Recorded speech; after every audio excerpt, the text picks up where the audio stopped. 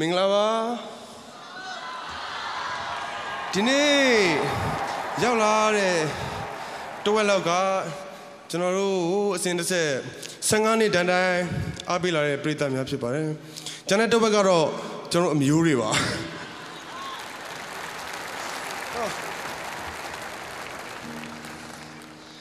ကျွန်တော်အမျိုးတွေကိုဆိုပြနေကြပုံစံလေးတိုင်းကျွန်တော်တပုတ်လောက်ဆိုပြခြင်းပါကျေးဇူးပြုပြီးတော့မတမရက်ပါနဲ့ငြိမ်ငြိမ်လေးနေပေးပါဦးခင်ငြိမ်ငြိမ်လေးနေပေးပါတော့ကျွန်တော်လမ်းဘေးကကျွန်တော်ကောင်မလေးတွေဆောင်းရှိမှဆိုတဲ့ပုံစံလေးတိုင်းတချင်းတပုတ်လောက်ဆိုပြခြင်းလို့နော်မ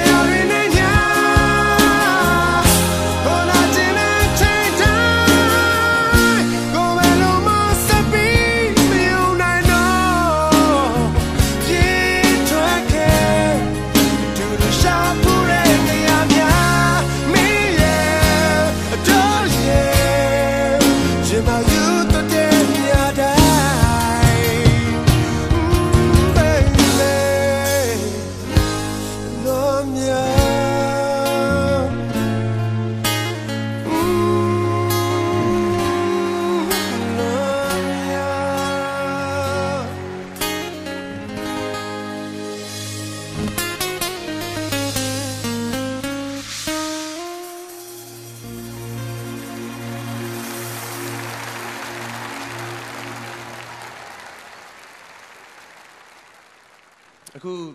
ဆက်လက်ပြီးတော့ကျွန်တော်ရဲ့ညီငယ်အာဇာနီကနေပြီးတော့ဆက်လက်ပြောပြပါမယ်